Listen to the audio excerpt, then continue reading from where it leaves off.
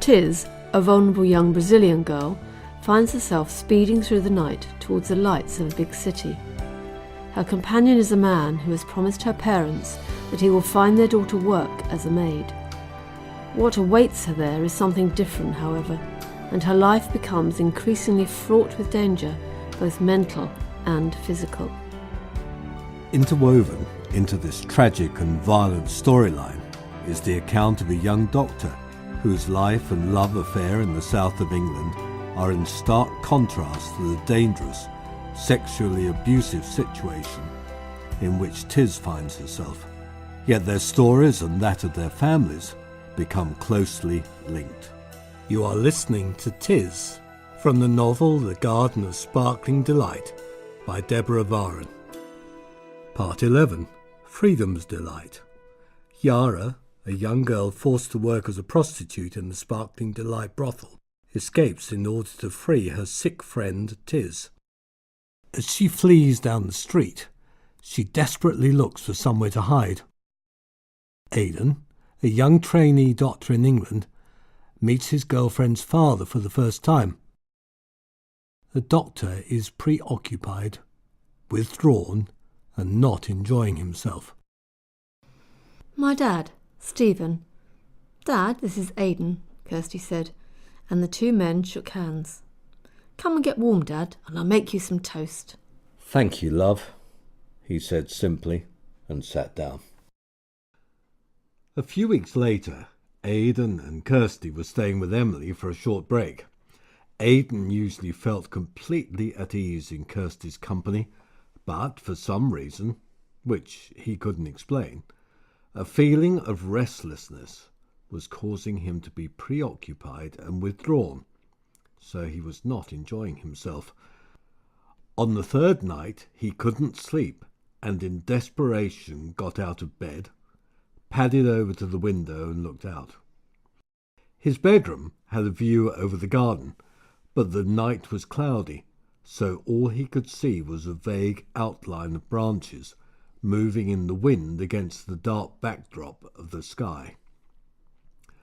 Again, the restless feeling swept over him. It was almost as if he were about to take an important exam. Suddenly, he realized what it was.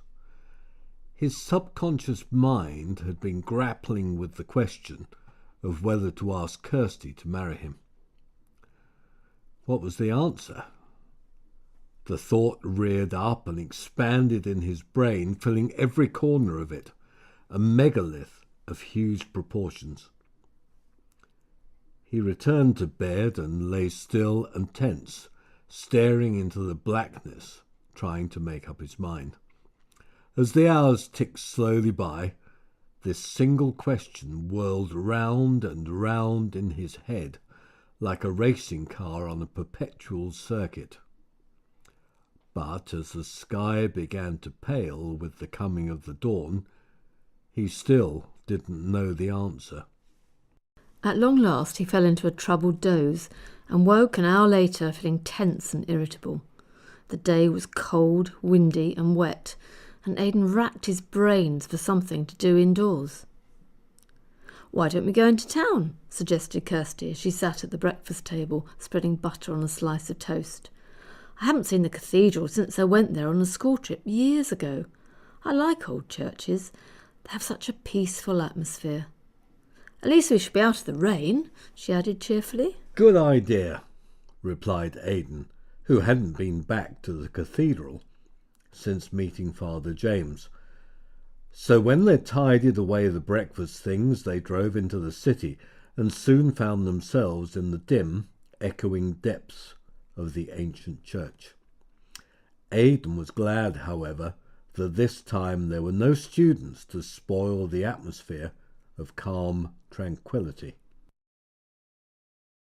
"Come and look at this lovely sculpture," he suggested after a few moments, taking Kirsty's hand and leading her up one of the side aisles to the Holy Family group that so enthralled him on his previous visit.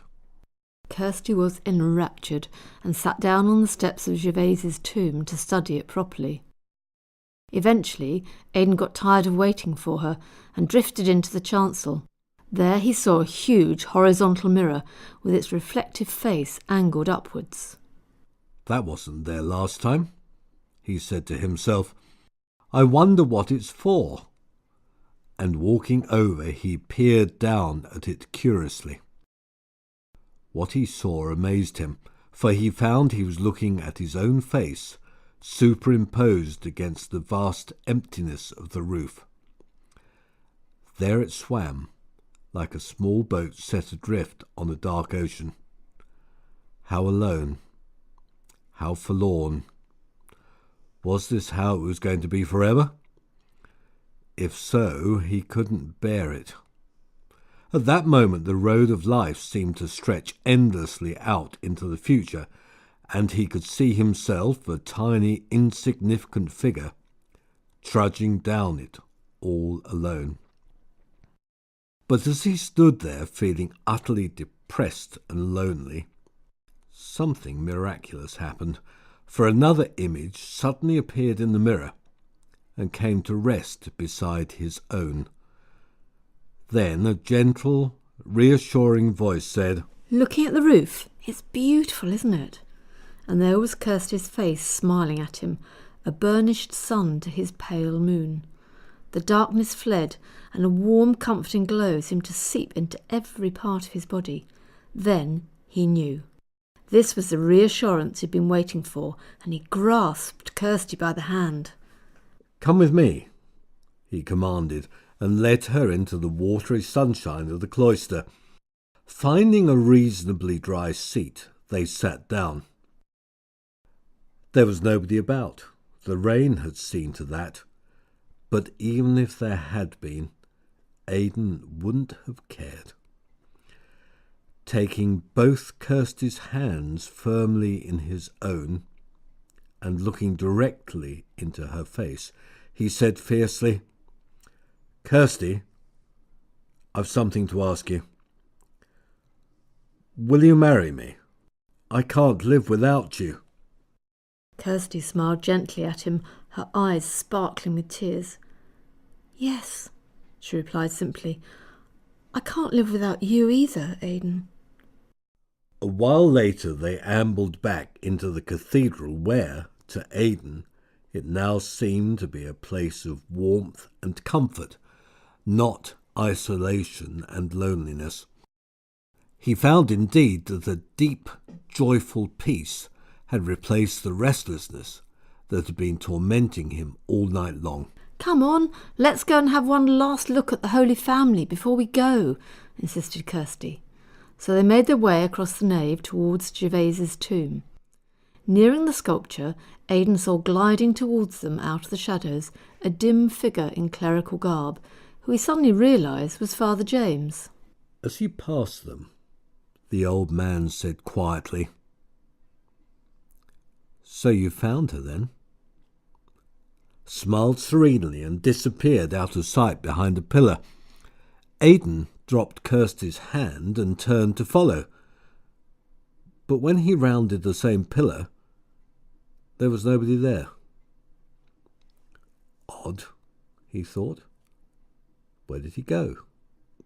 And he began to hunt for him among some of the adjacent pillars and tombs. Since Gervaise's was directly in front of the Holy Family, he then wondered whether Brother James had passed behind it and out into the nave. But there was nobody there either. Indeed, the cathedral seemed to be completely empty at that moment. After a few frustrating seconds, he gave up the search and went back to Kirsty, who was still studying the sculpture of Mary and Joseph.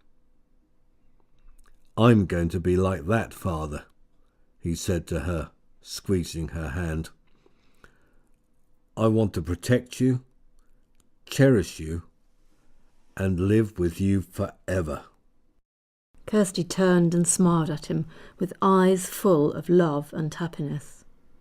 Hand in hand, they eventually wandered back down the nave and out into the cathedral close, where they found that the sun was still trying to shine. making the old flagstones of the surrounding paths look like polished back marble. A range of medieval buildings faced them as they stood in a happy daze, not sure where to go next. Suddenly Aidan noticed that one was a jeweller's.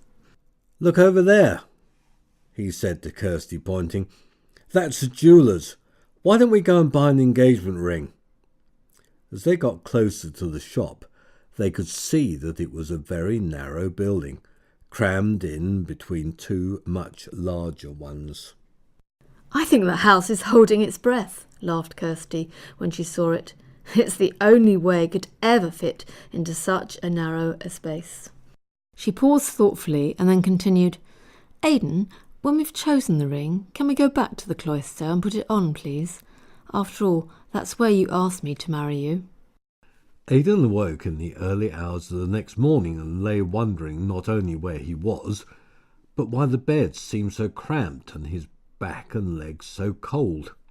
Almost immediately a jolt of painful joy arced through his whole body as he realized that he was in bed with Kirsty, who was now deeply asleep.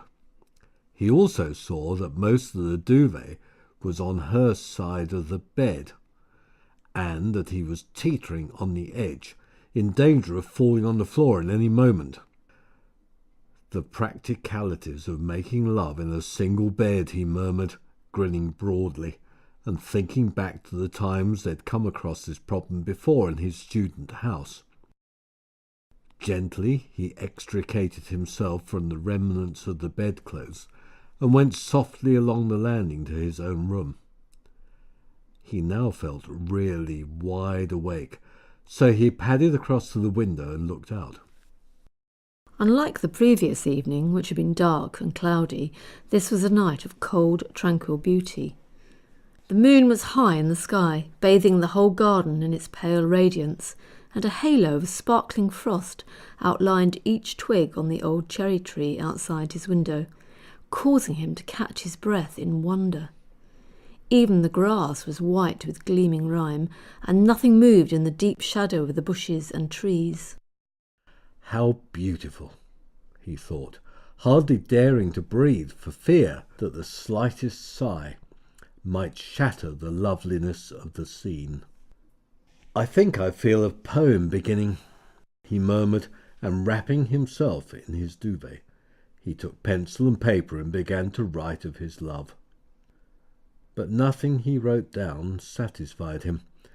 Every simile and adjective that came into his mind seemed too trite and sentimental, like an over-iced cupcake.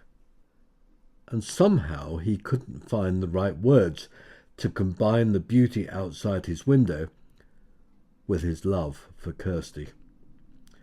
Yet he felt that in some profound way they belonged together.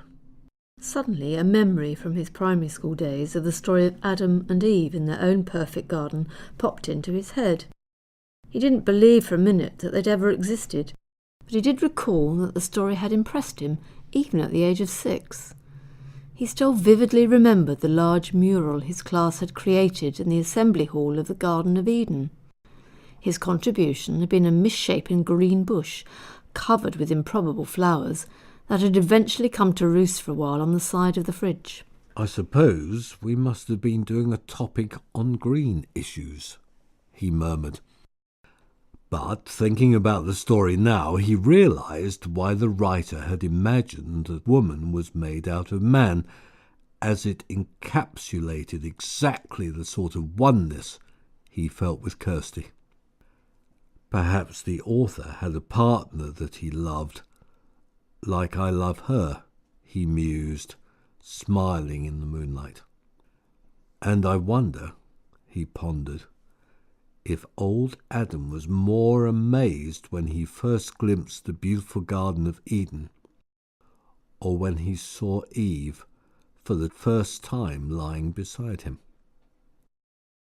After that, the words tumbled out of his brain and onto the paper in a torrent. At last, he put his pencil down and read through what he'd written. Softly he awoke. All around him divine sleep hung gently in the air. the magic hues of Eden wove and scattered in the pellucid breaking of another day. But Adam was unhappy. His vital sense of unity had gone. Uneasy, he glanced around to sense the cause of his distress, and then he saw her. Breathless, he gazed as at some radiant dawning, bred of the rainbow shades of jewel-shattered sunbeams. Gently, the voice of God stole through the garden. "She's yours, my son. She was made from you. She desires to be one with you again. Adam, reach out and touch the sentient form beside you." Amen. And all the birds of paradise carolled their joy. Adam had found his mate. Later that day he showed it to Kirsty. With tears in her eyes she said, "I think that's the most beautiful poem I've ever read, Aidan. You found me, and I found you." Aidan often thought about that particular poem as the years passed. It seemed indeed to perfectly encapsulate that first fine, careless rapture of new love. And, although time changed the depth and quality of their relationship, that singing high note of joy continued to sound in their lives like the reverberating clang of the mighty cathedral bell, as year followed year. Yara woke feeling very strange indeed. To her astonishment, she found she could see bits of her face she had never seen before except in the mirror. She also discovered that her jaw was tender when she poked it. Easing herself carefully off her top bunk, she padded across the bare room to the mirror on the wall, where she looked in horror at her reflection. Dawn was breaking and the other girls were all asleep, but there was enough light to see that the face that stared back at her didn't look like hers at all, for one side was grossly swollen. Then she tried wriggling her tongue around her mouth and discovered a painful patch of gum encircling one of her top back teeth. Yara slipped on her work wrap, then went down to the kitchen to get a drink and think about what to do. She sat down at the kitchen table and sipped her water carefully, grateful that there was nobody about. She'd been aware of a nagging pain in her face for the last few days, and now reasoned that she must have a tooth abscess. Thinking back to when she first arrived at the Sparkling Delight brothel, she dimly remembered another girl of similar condition being taken to the dentist to get the tooth extracted. She felt very frightened at the thought. Would it hurt? How long would it take? These and 100 worrying questions went round in her head as her tongue continuously poked and prodded the affected gum. Then a daring little thought crept into her brain, and she contemplated it with growing enthusiasm. "Perhaps," she mused, excitement growing inside her, "this is my chance to escape and get help for Tiz." That help was needed was beyond doubt. Tiz seemed to be getting thinner by the day, and had almost totally retreated into some hidden place deep inside. She never smiled, rarely talked, and spent any leisure time gazing into space. "It's now or never," said Yara grimly to herself, and began to plan her moves carefully. An hour later, when the turtle came into the kitchen, she found Yara with her head in her hands, moaning theatrically. "What's the matter with you, Yara?" she inquired sharply. The girl slowly sat up so that the turtle could get the full impact of her misshapen face. "Oh, drat! You've got an abscess. You'll have to go to the dentist and have the tooth out.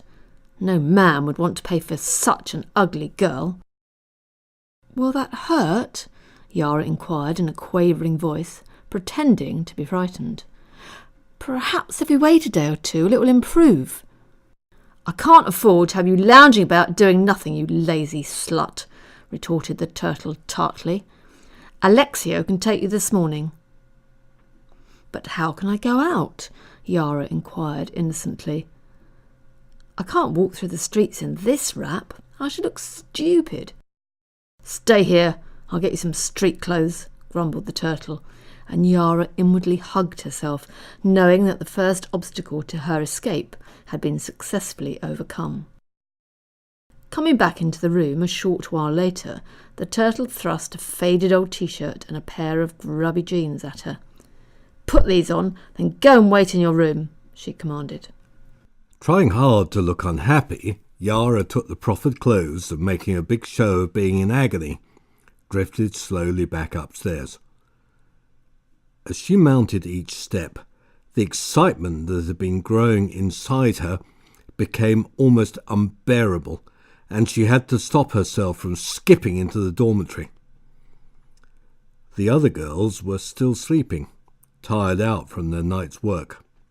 Yara had decided that it would not be a good idea to tell everyone what she was going to do, in case someone gave her away, but she knew that she had to tell Tiz what she had planned.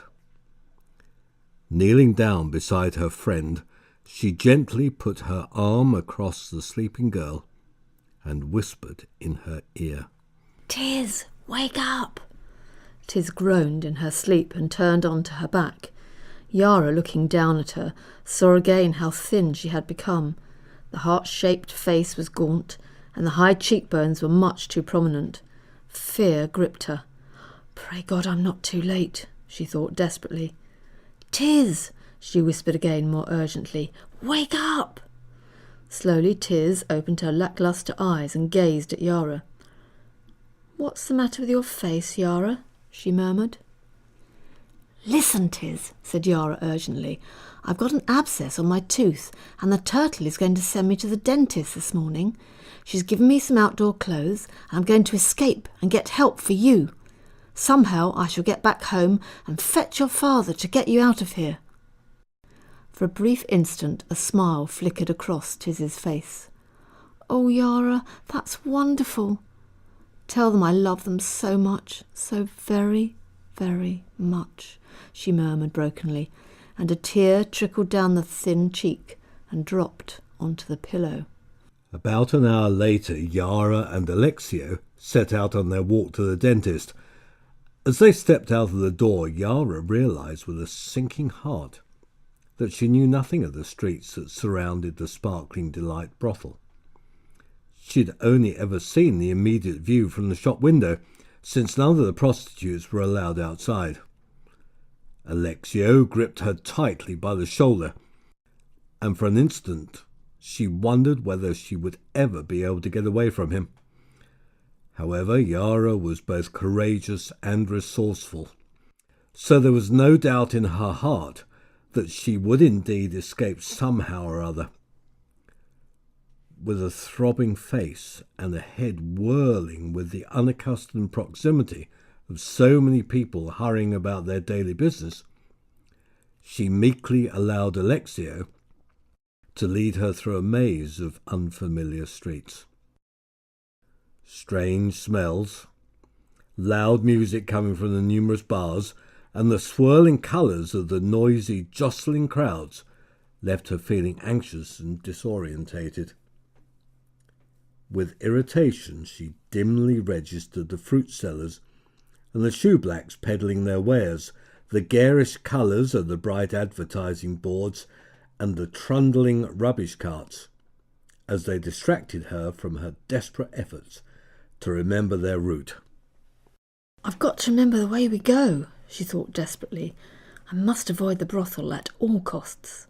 But despite her best efforts, she soon became totally confused by the number of twists and turns they made.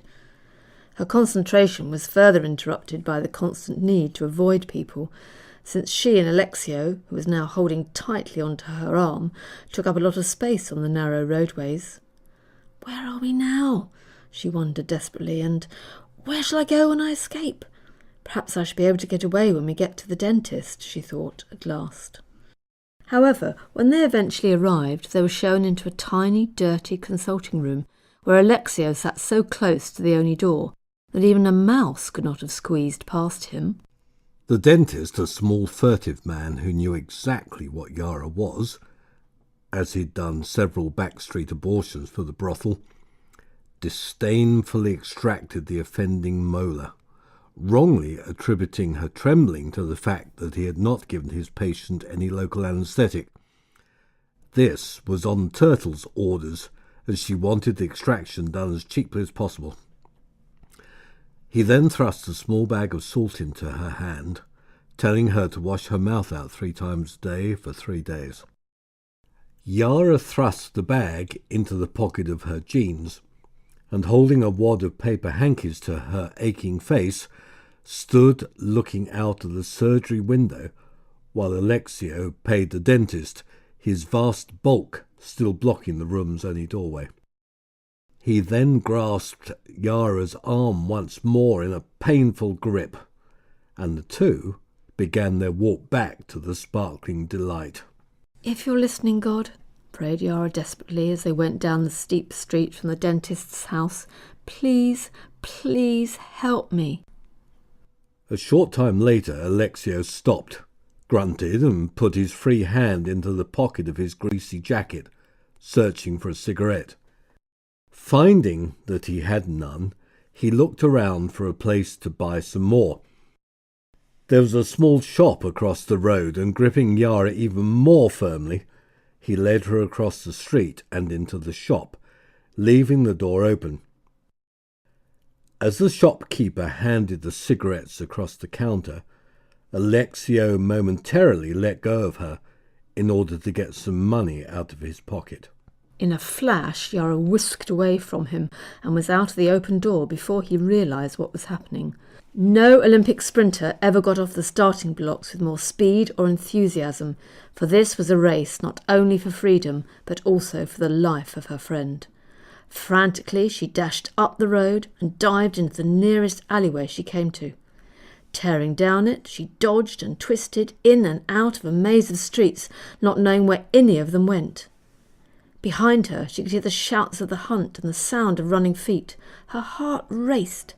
Her breath came in painful gasps, and she knew that she could not run much further.